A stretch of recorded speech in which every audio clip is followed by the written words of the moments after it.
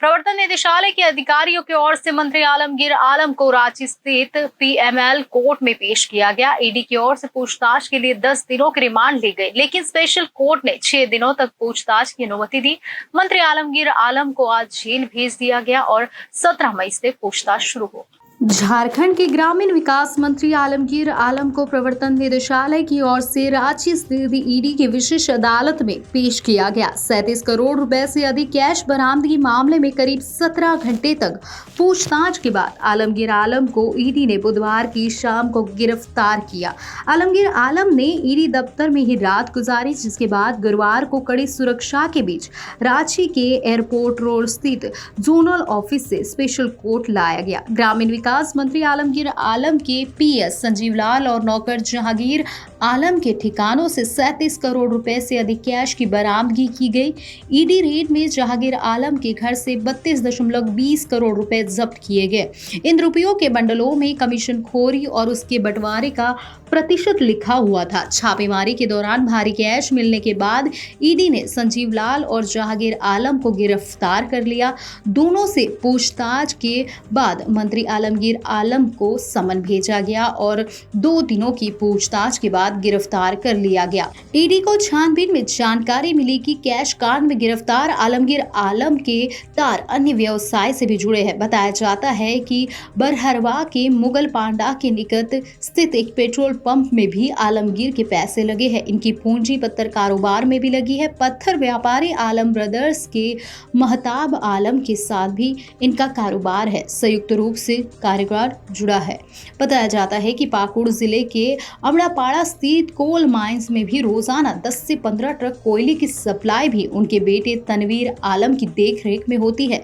साहेबगंज जिले के बरहरवा प्रखंड के इस्लामपुर गांव के जमींदार परिवार के सनुल्लाह आलम उर्फ सानू बाबा के घर जन्मे 5 भाइयों में दूसरे नंबर पर है आलमगीर आलम।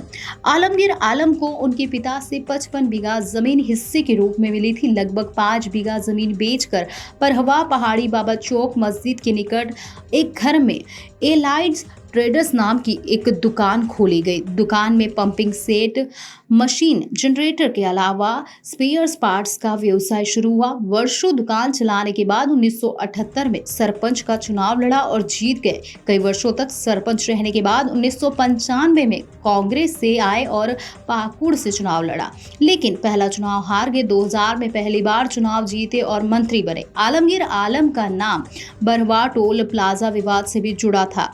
एक समय पत्थर खदान और क्रशर से रोजाना 1200 से 1500 ट्रक और हाईवा के जरिए पत्थर और चिप्स बरहरवा टोल प्लाजा होते हुए बिहार, पश्चिम बंगाल और बांग्लादेश ले जाया जाता था। इस टोल प्लाजा को राजस्व के दृष्टिकोण से काफी महत्वपूर्ण माना जाता है और इस टोल प्लाजा लेने के लिए खींचतान होती रही। 2020 में शंभू नंदन भगत की ओर से दायर प्राथमिकी के आरोप लगाए गए और इस टोल प्लाजा का टेंडर डालने से पंकज मिश्रा और आलमगीर आलम ने फोन पर मना कर दिया। आरोप है कि बात नहीं मानने पर दोनों ने धमकी भी दी थी। आलमगीर आलम के स्पीकर रहते विधानसभा में अवैध नियुक्तियों का भी आरोप है। मामले की जांच अभी चल रही है। वो 3 वर्षों तक स्पीकर रहे और अलग अलग पदों पर 324 नियुक्तियां हुई।